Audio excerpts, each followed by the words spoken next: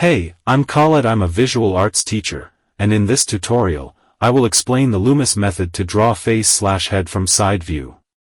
I know that you are a little impatient to be able to draw portraits perfectly, but don't worry, I am here in this channel to help you move forward and progress. But if you are passionate and you are well motivated to spend hours and hours practicing to understand and be able to draw heads correctly with the essential Lumis method. And so my goal with this tutorial is to make each step as easy to understand as possible and fill in the gap. This is part 2 in a 4-part series on drawing the Lumis heads. You do not need to go through the series in order asterisk. But doing so will help you understand how to draw a face from any angle that you want. It's a very useful skill to have for portrait artists. How to draw a face from the side view. If you already went through part 1 of the series, these steps will look quite familiar to you. If not, don't worry, you can still draw a face from the side view using these detailed steps. Draw construction lines for a head in the side view. Start with a circle, then draw a straight vertical and horizontal line through the very center. I'm using a colored pencil so the instructions don't get too confusing. But pencil crayon isn't easy to erase, so I would recommend you use your graphite pencil and sketch very lightly so you can erase the construction lines easily once you're done. Asterisk since we're drawing a head from the side now. Facing to the left, the middle line that runs down the middle of the face is going to be located on the left side of our circle. The vertical line is now called the ear line. Extend your middle line straight down, creating the front of the face. Find where the facial features go. The horizontal line is called the brow line, since that is where the eyebrows will be drawn, but more on that later. To find where the rest of his facial features need to go, we're going to split the ear line into 6 equal spaces. Use small tick marks. The topmost tick will mark the hairline. The bottommost tick will mark the nose line. The space between each facial feature should be equal. So to figure out where the chin line goes, take a measurement from brow to nose and add it below for the chin line. You should now have 4 facial feature lines that are spaced evenly apart. The eyes are going to be located about 1/3 of the way down from the brow to nose. For the lips, make a line a little higher than the midway point between the nose and chin lines. Draw the final construction lines. Draw a circle that spans from the hairline to nose line to represent the flat side of his head, aka the side plane.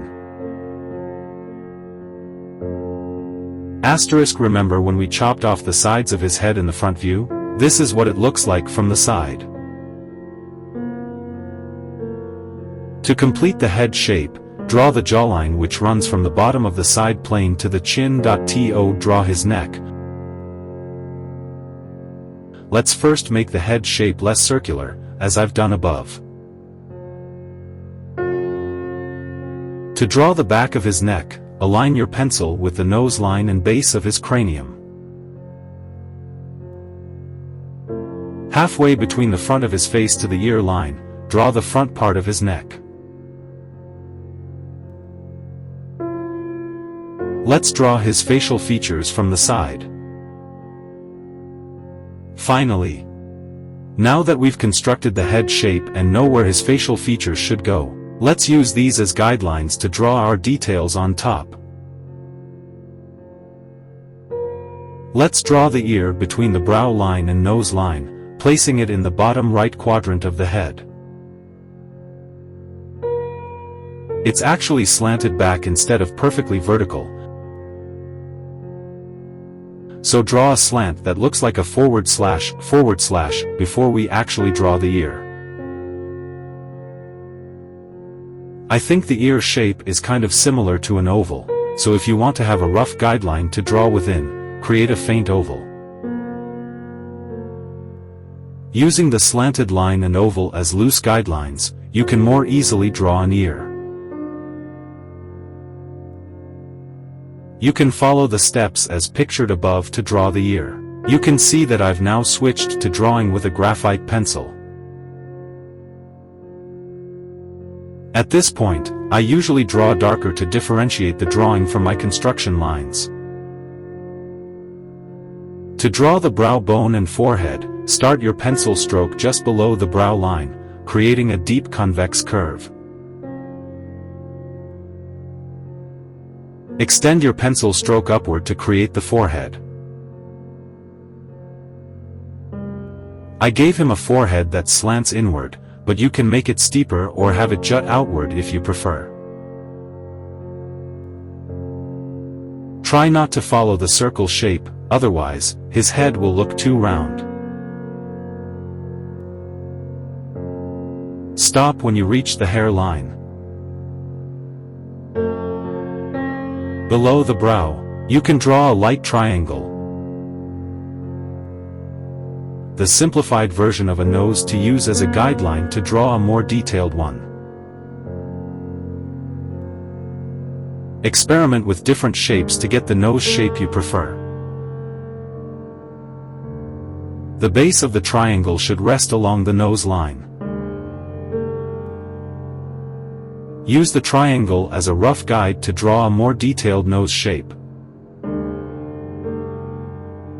I've provided some examples above. You can manipulate the triangle to get some very interesting nose shapes. After you've drawn the nose bridge, tip, and septum, add the wing of his nose to the right side of the middle line, the vertical line that marks the front of his face. For the nostril, draw a slight curve between the tip and wing of his nose. Time to draw his mouth.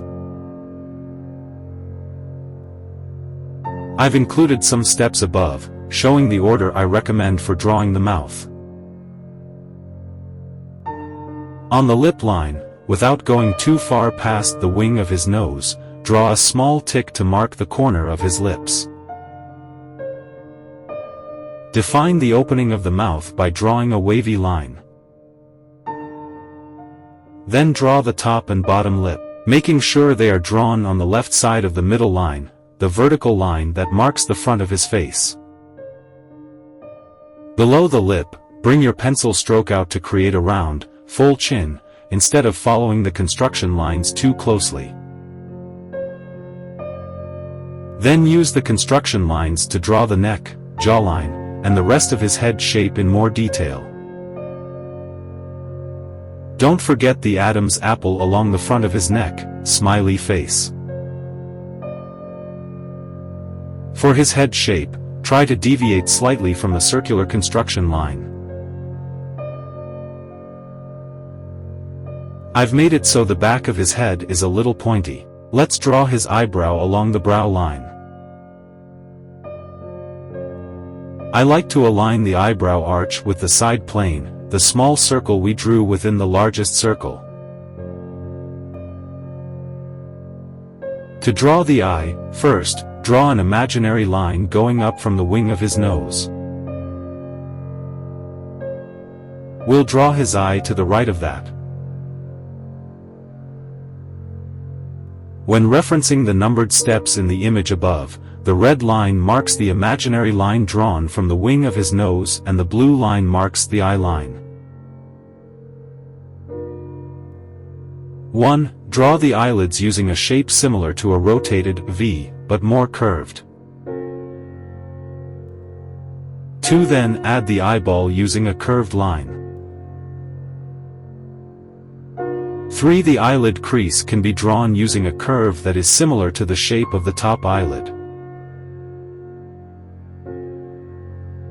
4. Add eyelashes if you would like. How to draw hair from the side view, : Time to draw his hair. Start along the hairline and draw hair-like strokes toward the right to frame his forehead until you reach the side plane. If you want to draw a large forehead, draw above the hairline. For a small forehead, draw below the hairline. Follow the side plane down toward the eyebrow, but don't get too close.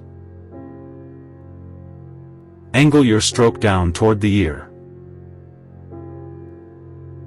When you get to the brow line, create his sideburn, and then end your stroke near the top of the ear. Continue your stroke on the right side of his ear, working down the nape of his neck. Looking at the head on the right in the image above, you'll notice how the hair highlighted in red is close to his head in certain areas and further away in other areas. The closer the hair is to the head shape, the shorter the hair is and vice versa. Use this knowledge to design his hairstyle the way you want. I made his hair mostly short but gave it much volume at the top. Once you're happy with how the face/head looks, erase your faint construction lines.